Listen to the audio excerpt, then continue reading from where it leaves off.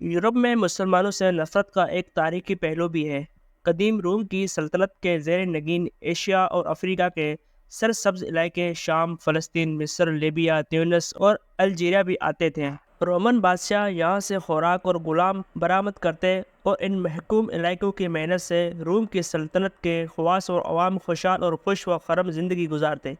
Asia اور افریقہ کے یہ تمام علاقے صدیوں سے عیسائیت کا مرکز رہے۔ مسلمانوں کی ابتدائی جنگیں انہی علاقوں پر ہوئیں اور دیکھتے ہی دیکھتے صرف چند سالوں میں یہ تمام علاقے جو دراصل مسیح روم کے ہاتھوں استحصال سے کچلے ہوئے تھے، اسلام کی آزادی اور حریت کے تصور کے سیر سے مسلمان ہو گئے۔ روم سمٹ کر رہ گیا اور لوگ جوک در جوک اسلام قبول کرنے لگے۔ عیسائی چرچ جو دراصل رومی سلطنت کا اصل حکمران تھا، اپنے اس ذلت آمیز شکست کے بعد ایک بالکل نئی انداز سے اسلام اور مسلمانوں پر حملہ آور ہوا۔ اس نے اسلام، رسول اکرم صلی اللہ علیہ وسلم کی ذات مبارک اور قرآن حکیم کے بارے میں غلط تصورات پھیلانے کے لیے باقاعدہ علمی محاذ پر کام شروع کیا تاکہ بچے کچے رومی سلطنت کے باسیوں میں مسلمانوں کا ایک خوفناک، خونخوار اور ہیبت ناک تصور بنا کر پیش کیا جائے۔ اس کے برعکس مسلمانوں کی رواداری کا عالم یہ تھا کہ حضرت عمر بن عبدالعزیز سے پہلے امی دربار میں سینٹ جان آف دمشق ایک اعلیٰ عہدے پر فائز تھا۔ دربار میں اپنی اس حیثیت کے باوجود اس شخص نے خفیہ طور پر رسول اکرم صلی اللہ علیہ وسلم کی شخصیت کے بارے کلمی حرزہ سرائی کا آغاز کیا۔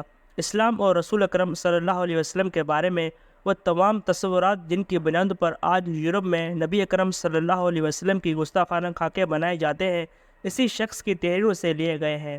اس شخص کی روایات کے آگے بڑھاتے ہوئے مامون رشید کا درباری ابو یوسف یعقوب بن اسحاق نے 870 میں کلمی نام عبدالسمیع القندی اختیار کیا اور الرسالہ کے نام سے ایک مسلمان اور عیسائی کے درمیان فرضی دل آزار قسم کا مکالمہ تحریر کیا۔ یہ دونوں کتاب عیسائیت کے علمی ذخیرے میں مدتوں موجود ہیں اور انہیں پادری مسلسل اپنے شاگردوں میں مسلمانوں کے خلاف رائے بنانے کے لیے تقسیم بھی کرتے تھے۔ مسلمانوں کی عالی ظرفی اور تحمل کا عالم یہ تھا کہ اسپین میں اسلامی حکومت کے عروج کے زمانے یعنی 12ویں صدی عیسوی میں القندی کے الرسالہ کا لاطینی ترجمہ اسلامی ریاست کے شہر ترطیلا میں کیا گیا، جو پیٹر آف ٹولیڈو اور اس کے ساتھیوں نے کیا تھا۔ اس ترجمے کی لاطینی ذرا بہتر نہ تھی تو اسے فرانس کے ادیب پیٹر آف پوائٹرزی نے اس کی نوک پلک درست کی اور اسے ایک ادبی انداز دیا۔ ان دونوں ادیبوں کو عیسائی مذہب کی ایک اہم شخصیت پیٹر آف وینزی ریبل نے اس کام کے لیے اپنے پاس ملازم رکھا ہوا تھا۔ یہی وہ شخص تھا جس نے قرآن پاک کا تحریف شدہ ترجمہ کروایا اور پھر اس کے لاتعداد نسخے تیار کروائے۔ القندی کے اسی الرسالہ کا ایک اور ترجمہ سوئٹزرلینڈ میں 15ویں صدی میں بھی کیا گیا اور جیسے ہی چھاپا خانہ ایجاد ہوا تو پروٹسٹنٹ فرقے کے بارے مارٹن لوتھر نے اس کتاب کو عام عیسائیوں میں چھپا کر تقسیم کروایا۔ جدید یورپ میں ولیم میور نے اس کا ترجمہ ایپولوجی یعنی معذرت کے نام سے 1882 میں کیا اور موجودہ دور تک یہ کتاب اسلام کے بارے میں لکھی جانے والی بیشتر کتابوں، مسلمانوں کے بارے میں شائع ہونے والے مضامین اور چرچ میں پادریوں کی تقریروں سے لے کر مسلمان دشمن گروہوں، اسکالروں اور دیگر افراد کی گفتگو اور مباحث میں ایک کلیدی حیثیت رکھتی ہے۔ یہ کتاب ایک عیسائی اور مسلمان کا مکالمہ ہے جس میں رسول اکرم صلی اللہ علیہ وسلم کی ذات، ازواج مطہرات اور صحابہ کرام پر اخلاقی الزامات لگائے گئے ہیں اور اسلام کو یہودیوں اور عیسائیوں سے نقل کردہ روایت سے وضع کردہ مذہب بتایا گیا ہے۔ نعوذ باللہ۔ مسلمان رسول اکرم صلی اللہ علیہ وسلم اور اسلام کے بارے میں یہ تصویر یورپ میں بسنے والے لوگوں میں اس قدر عام ہے کہ آج بھی اگر کوئی لکھاری کسی دہشت گردی کے واقعے پر مضمون تحریر کرنے لگتا ہے تو مسلمانوں کی نفسیات بتانے کے لیے وہ انہی دو قدیم کتابوں کے حوالے تحریر کرتا ہے۔ ان دونوں کتابوں کے بعد مغربی متشرقین کی ایک طویل فہرست ہے جس میں George Sale, Margoliouth, William Muir, Montgomery Watt, Jurji Zaydan اور ہیملٹن گپ جیسے لاتعداد مصنفین شامل ہیں جن کی تحریروں کا موضوع بظاہر تو اسلام اور مسلمان تھا، مگر انہوں نے انتہائی خوبصورت انداز میں غیر جانبداری کا لبادہ اوڑھ کر مسلمانوں کی تاریخ اور تصور کو بری طرح مسخ کیا۔ یورپ میں یہ بنیاد گہری تو پہلے سے ہی تھی مگر اب یہ مزید گہری ہوتی چلی جا رہی ہے۔ آج سے 15 سال پہلے بہت سے لکھنے والوں نے بار بار اس خوف کا اظہار کیا تھا کہ مسلمانوں سے یورپ میں نفرت کی یہ لہر اس قدر شدید ہو سکتی ہے کہ ایک دن پورے یورپ کے مسلمانوں کے ساتھ شاید وہی سلوک ہو جیسا کئی صدیاں پہلے اسپین میں ہوا تھا، پھر جو سلوک ہٹلر نے یہودیوں کے ساتھ کیا تھا۔ غزہ پر حملے کے بعد ایک بڑی عالمی جنگ کے بادل منڈلا رہے ہیں۔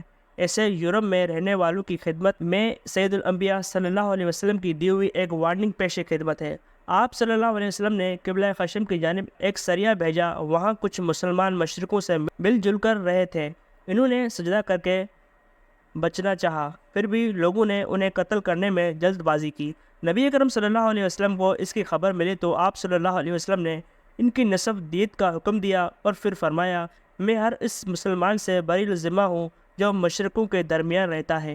صحابہ نے پوچھا، آخر کیوں؟ آپ صلی اللہ علیہ وسلم نے فرمایا، مسلمانوں کو کافروں سے اتنی دوری پر سکونت اختیار کرنی چاہیے کہ دونوں ایک دوسرے کی آگ نہ دیکھ سکیں۔ اس حدیث سے منہ موڑ کر جو لوگ آج یورپ میں آباد ہیں، ان کے انجام کے بارے میں دور رفتن کے زمانے کی ایک ایسی خوفناک تصویر احادیث میں ملتی ہے کہ دل خوف سے کانپ اٹھتا ہے۔ یہ حدیث نعیم بن حماد کی کتاب الفتن کے اس باب میں ہے جہاں آخری بڑی جنگ کا تذکرہ ہے، جس میں اہل روم اسے جھنڈو تلے 9,60,000 سپاہی لے کر مسلمان پر حملہ آور ہوں گے۔ یہ حدیث حضرت عبداللہ بن مسعود سے روایت ہے اور بہت طویل ہے۔ اس سے بڑی عالمی جنگ کے دوران یورپ میں رہنے والے مسلمانوں کے خوفناک انجام کی طرف اشارہ ہے۔ آپ صلی اللہ علیہ وسلم نے فرمایا، جو عرب باقی رہ جائیں گے، رومی ان پر ٹوٹ پڑیں گے اور ان کو قتل کر دیں گے، یہاں تک کہ روم کی سرزمین میں موجود کوئی عرب مرد، عورت یا بچہ قتل ہوئے بغیر نہیں بچے گا۔ دنیا جس عالمی جنگ کی جانب تیزی سے بڑھ رہی ہے اور دور رفتن میں جس جنگ کی خبر دی گئی، اس میں سب سے خوفناک انجام انہی مسلمانوں کا ہی بتایا گیا ہے جو یورپ والوں پر بھروسہ کر کے وہیں رہ جائیں گے۔ ان کے مرد، عورتیں اور بچے سب قتل کر دیے جائیں گے۔